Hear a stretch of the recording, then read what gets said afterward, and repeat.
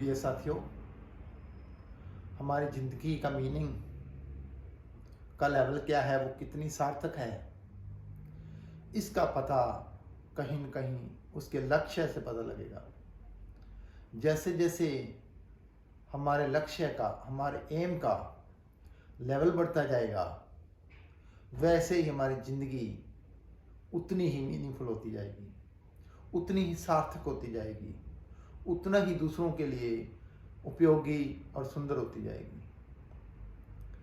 सिर्फ इसी बात का ही नहीं, परंतु इस लक्ष्य के लिए जितना भी हम त्याग करेंगे, समर्पण करेंगे, सैक्रिफाइस करेंगे, या जो भी दुख और तकलीफ उठाएंगे, उसका भी लेवल बढ़ता जाएगा। सारी कहानी, सारा खेल इसी बात पर है कि हमारा लक्ष्य क्या है, लक्ष्य का लेवल क्या है, हम जीते किस लिए हैं। दो सवाल कि हमारा लक्ष्य क्या होना चाहिए और हमारा लक्ष्य क्या है, ये जितने ही एक दूसरे के करीब होते जाएंगे और इसका हमें बोध होता जाएगा, उतना ही हम दूसरों के लिए शांति और पीस के नियम को समझ सकेंगे, उसको पूरा कर सकेंगे। हमारा लक्ष्य क्या होना चाहिए, ये एक फिलोसॉफिकल क्वेश्चन है, और एथिक्स जितनी भी आज तक डेवलप हुई है, विकसित हुई है, वो इस सवाल का उत्तर देने की कोशिश करती है। हमारा लक्ष्य क्या है, ये कहीं न कहीं साइकोलॉजिकल क्वेश्चन है, और साइकोलॉजी ने विशेषकर इस सेंचुरी में, 19वीं सेंचुरी के बाद जितनी भी साइकोलॉजी डेवलप हुई है, एक बात बड़ी क्लियर हो गई है कि हमारा लक्ष्य क्या है। जैसे हमारे भाव होंगे वैसे ही हमारा लक्ष्य होगा। जो हमारा भाव बढ़ जाएगा वही हमारा लक्ष्य बन जाएगा। सारी कहानी, सारा खेल इसी नियम के ऊपर ही बेस्ड है कि हमें किन वस्तुओं के प्रति, किन पदार्थों के प्रति, किस मैटर के प्रति या किस व्यक्ति के प्रति अट्रैक्शन है और किसके प्रति रिपल्शन है, किसके प्रति आकर्षण है और किसके प्रति विकर्षण है। हम किसको चाहते हैं, प्यार करते हैं, और किसको घृणा करते हैं। सारा खेल इसी बात को लेकर ही है। इसी से हमारे भावों का पता लगता है, हमारे भावों का लेवल का पता लगता है, और इसी से ही हमारे लक्ष्य का पता लगता है। किन वस्तुओं के प्रति हमारा अट्रैक्शन है, वो ज्यों ज्यों हमें समझ आएगा, हमें लक्ष्य भी समझ आएगा। बच्चा जब पैदा होता है तो उसको शारीरिक बोध होने शुरू हो जाते हैं। जो भी इंसान, सिर्फ बच्चा ही नहीं, जो शारीरिक लेवल पर जीते हैं, वो कहीं न कहीं शारीरिक पूर्ति को ही, शारीरिक सुखों को ही, उसकी चाहना, उसकी चाहत रखना, वही उसका लक्ष्य हो जाता है। एक एक इंसान को जब बच्चा विशेषकर पैदा होता है तो उसके अंदर स्वाद का अनुराग धीरे धीरे विकसित होना शुरू हो जाता है। एक बच्चे को 3 या 4 दिन मीठा दूध पिला दें तो उसके बाद वो फीका दूध नहीं पिएगा। एक एक बच्चे को ज़्यादा आलस का भाव बढ़ गया, उसको सोने में जो आराम मिलता है, और उससे विरोधी हालत में उसको विकर्षण, उसको घृणा पैदा होगी, उसको नफरत पैदा होगी, उसको दुख मिलेगा। वैसे ही कुछ बच्चे नशे के गुलाम हो जाते हैं, और कुछ जवानी में व्यभिचारी के इतने गुलाम हो जाते हैं कि वो इन्हीं के इर्द गिर्द, इन्हीं के चारों तरफ घूमते रहते हैं। वो शारीरिक लेवल पे जीते हैं, चाहे वो बच्चा है चाहे बड़ा है। जो इंसान नशों के लपेट में आ गया है, जो इंसान आलस का इतना सुख अनुरागी हो चुका है, सेक्स का इतना गुलाम हो चुका है, और स्वाद का, चटपटी चीज़ें खाने की इतना अनुरागी बन चुका है, वो कहीं न कहीं शारीरिक लेवल पर जीता है। इन चारों शक्तियों का सीधा संबंध कहीं न कहीं हमारे नर्वस सिस्टम से है, हमारी स्नायु प्रणाली से डायरेक्ट संबंध है। इसको थोड़ा सा समझना बहुत आसान है।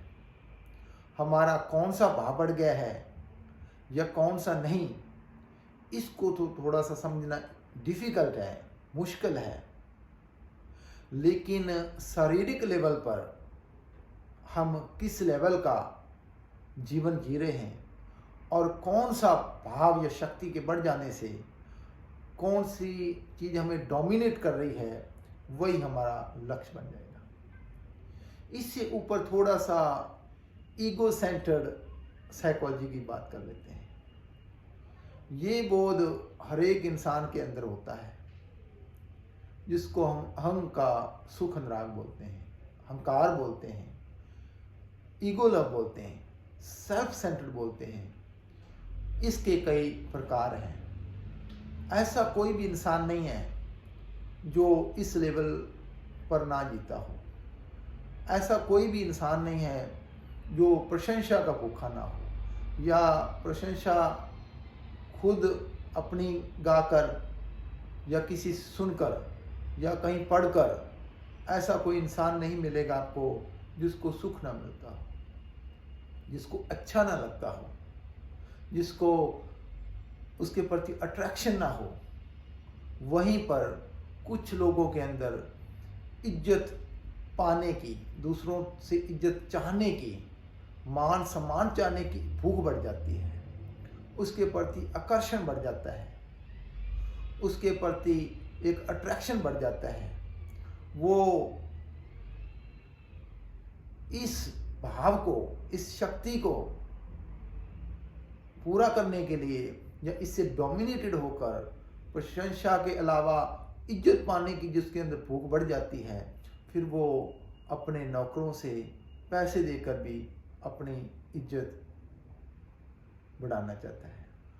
बहुत ऐसी गलत जगहों पे अपनी एडवर्टाइजमेंट करता है जिसका वो योग नहीं है, जिसके लिए वो डिजर्व नहीं करता। वो अपनी इज्जत पाने के लिए और झूठी मूठी इज्जत पाने के लिए वो हर एक प्रयास करता है, ऐसी एडवर्टाइजमेंट करता है, ऐसा दिखावा करता है, ऐसे सुंदर सुंदर कपड़े पहनता है, ऐसे ज्वेलरी रखता है, ऐसी गाड़ियाँ, बड़ी गाड़ियाँ चाहे उसकी पहुँच से परे हो फिर भी वो रखता है।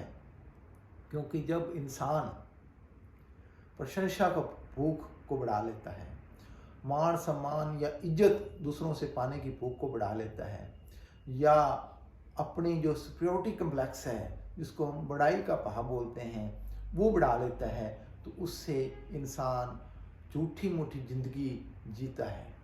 उससे वो एक ऐसी ज़िंदगी जीता है कि वो एक्चुअल में उसकी ज़िंदगी जैसे कि हो ही ना हो, वो एक बनावटी ज़िंदगी जीता है। विवाह शादियों में अपनी औकात से बढ़कर वो खर्च करता है, किसी पार्टी या बर्थडे पर दिखावे के लिए बहुत सारा पैसा यूं ही व्यर्थ गवा देता है। बहुत से दूसरों के अधिकारों का हनन करता है, बहुत सी ऐसी पदवी पाने की भूख रखता है जिसका वो योग नहीं है, जिसके लिए वो डिज़र्व नहीं करता, जिसके लिए वो काबिल नहीं है। तो इंसान क्या प्रशंसा की भूख के लिए, क्या दूसरों से इज्जत पाने की भूख के लिए, और क्या जो एक उसके अंदर सुपीरियरिटी कम्प्लेक्स है, बड़ाई की फीलिंग है, अपनी बात को बढ़ा चढ़ा कर कहता है। और इससे भी परे जब इंसान के अंदर स्वार्थ का भाव बढ़ जाता है तो उसको लक्ष्य की भी समझ नहीं आती है कि हमारा लक्ष्य क्या होना चाहिए। अक्सर जब बच्चा बड़ा होता है तब वो देखता है कि जो पैसा है या रुपए है या जो भी किसी कंट्री की करेंसी है, उससे सिर्फ शारीरिक लेवल पे ही नहीं जिया जा सकता, बल्कि एक एक प्रशंसा पाने की भूख भी मिटाई जा सकती है। दूसरों से अनुचित इज्जत पाने की जो चाह है, भूख है, उसको भी मिटाया जा सकता है। जो हमारे अंदर सुपीरियरिटी का भाव है, बड़ाई का भाव है, जो सुपीरियर दिखने की जो फीलिंग है या जो शक्ति है, वो हमें डोमिनेट करती है कि कैसे न कैसे उसकी पूर्ति हो। तो इंसान का जब बच्चा ये देखता है कि पैसा या करेंसी या किसी भी लेवल का जो किसी कंट्री की करेंसी है, उससे किसी भी भाव को, नीच भाव को विशेषकर सेटिस्फाई किया जा सकता है। तो उसके अंदर ज़्यादा से ज़्यादा उस कंट्री की जो वेल्थ है या करेंसी है, उसको इकट्ठा करने की भूख बढ़ जाती है। और आज दुनिया का जो फिगर है वो इवन लेस देन 1% पीपल, उनके पास more than 90% wealth of the world उन्होंने इकट्ठा कर लिया है। क्योंकि वो कहीं न कहीं शारीरिक लेवल पे जीते हैं, वो ईगो सेंटर के लेवल पे जीते हैं, वो अपने बच्चों के प्रति अनुचित मोह को बढ़ाकर सारी जिंदगी अनुचित वे से कमाया हुआ भी पैसा वो अपने लिए, अपने परिवार के लिए इसी सेंटर के ऊपर ही घूमते रहते हैं, वो इससे बाहर नहीं निकल पाते। इससे थोड़ा सा और चले जाएं आगे तो वो अपने ईगो सेंटर्ड फीलिंग्स को बढ़ाने के लिए कई मिथ्या का सहारा लेता है और मिथ्याचारी होकर एक सुपरस्टिशन में पढ़कर कई ऐसे अनुचित काम करता है कि जिसको हम सामान्य भाषा में पाप कहते हैं। अगर आप पाप की और मिथ्या की गहराई में चले जाएंगे तो कहीं न कहीं इंसान की जो मूल प्रवृत्ति है, सुख अनुरागी प्रकृति है, एक अट्रैक्शन और रिपल्शन का नियम उसके एग्जिस्टेंस के ऊपर काम कर रहा है, उसी के कारण है। उसकी जो बुनियाद है वो सुख अनुराग है। वो ये भूल जाता है कि किसी की प्रशंसा करनी है या अनुचित कितना है और उचित कितना है। वो ये भूल जाता है कि दूसरों से इज्जत पाना और सही इज्जत पाना और अनुचित इज्जत या मान में क्या फ़र्क है। वो अपनी सुपीरियरिटी कम्प्लेक्स से डोमिनेटेड होकर अपनी बात को इतना ज़्यादा बढ़ा चढ़ा के बोलता है कि अगर उसके खिलाफ कोई भी बात करे तो उसके अंदर कहीं ना कहीं घमंड भाव बढ़ जाता है और कहीं न कहीं हमारे जो भी सुखों के पूर्ति ना हो या उसमें जो विघ्न बने या जो भी उसमें रुकावट बने, बाधा बने, तो उसके अंदर से नीच किरणें निकलती है। वो ये भूल जाता है कि हमारा लक्ष्य क्या होना चाहिए। सारी कहानी इसी के ऊपर बेस्ड है कि हमारा लक्ष्य क्या होना चाहिए और हमारा लक्ष्य क्या है। अगर इसका बोध हमने पा लिया तो हमारी बहुत सी समस्याएं हल हो जाएंगी। हम दूसरों के साथ जो अनुचित व्यवहार करते हैं, अनुचित चिंताएं करते हैं, दूसरे के राइट्स का अपहरण करते हैं, दूसरे का शोषण करते हैं, दूसरों को एक्सप्लॉइट करते हैं, उसकी हमें समझा सकते हैं। दूसरों के उचित मान सम्मान का जो हमने अपहरण किया है, जो उसका एक शोषण किया है, उसकी हमें समझा सकते हैं। दूसरों के साथ जो हमारा परस्पर मेल हो सकता था, जो शांति का और यूनिटी का नियम पूरा हो सकता था, उसमें क्या रुकावट रही, उसकी समझा सकती है। तो हमारा लक्ष्य क्या होना चाहिए। हमारे अंदर जो सुख का अनुराग है, विशेषकर नीच सुखों का प्रति जो अट्रैक्शन है और उच्च दुखों के प्रति जो विकर्षण है, जब तक इसका बोध ना पैदा हुआ, हमें हमारा लक्ष्य क्या होना चाहिए इसकी समझ नहीं आ सकती। क्योंकि हमारा लक्ष्य सिर्फ और सिर्फ इसी बात के ऊपर ही होना चाहिए कि हमारे अंदर कौन कौन सी शक्तियाँ हैं, कौन कौन सी भावनाएं हैं, कौन कौन से भाव हैं, कौन कौन सी फीलिंग्स हैं जो दूसरों के प्रति अपहरण कराती हैं। दूसरों के राइट्स के प्रति हम अपहरणकारी बनते हैं। दूसरे के राइट्स को, अधिकारों को, विशेषकर उचित अधिकारों को का हम अपहरण करते हैं, उसका शोषण करते हैं, उसको एक्सप्लॉइट करते हैं।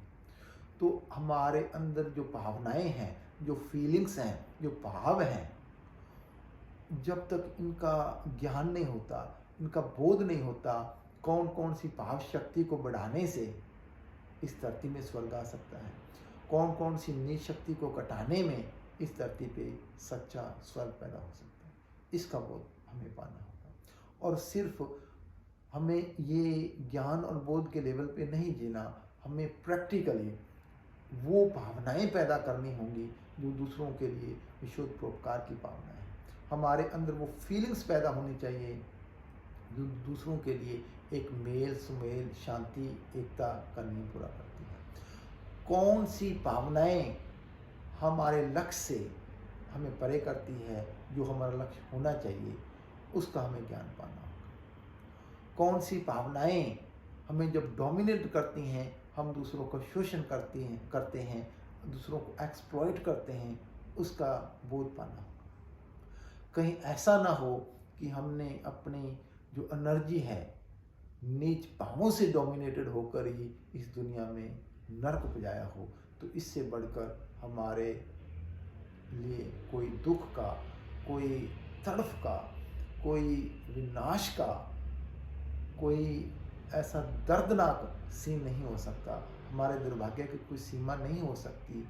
तो इससे पहले बहुत देर हो जाए, हमें अपने जो नीच भाव हैं, जो नीच शक्तियां हैं, जो नीच फीलिंग्स हैं, जो नीच भावनाएं हैं, उनको कटाना होगा और उच्च भावनाओं को बढ़ाना होगा। नीच भावों को कटाने का नाम ही मोक्ष है और उच्च भावों को बढ़ाने का, उनका विकास करने का नाम ही विकास है। तो मनुष्य का लक्ष्य क्या होना चाहिए? मोक्ष, सच्चा मोक्ष और विकास होना चाहिए। किससे मोक्ष? अपनी नीच प्रवृत्तियों से, जो हमारे अंदर जो टेंडेंसी है, जो हमारे सुखों के प्रति एक खिंचाव है, जो सुखों के प्रति एक आकर्षण है, उससे हमें ऊपर उठना होगा। हमें सिर्फ शारीरिक लेवल पे नहीं जीना है, हमें सिर्फ ईगो सेंट्रल के लेवल पे नहीं जीना है, हमें सिर्फ एक व दूसरे मैटर को इकट्ठा करने में अपना समय और एनर्जी वेस्ट नहीं करना है, हमें सिर्फ एक व दूसरे मिथ्या व पापाचार में फंसकर अपनी ज़िंदगी का टाइम वेस्ट नहीं करना है।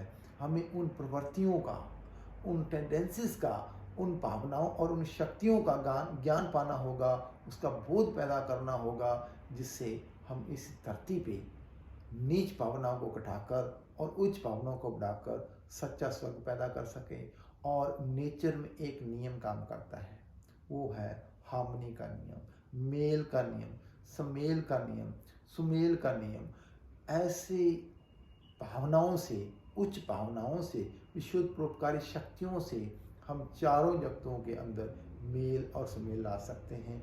इसका ज्ञान और बोध पाना ही कहीं न कहीं सच्चा मोक्ष है, सच्चा विकास है।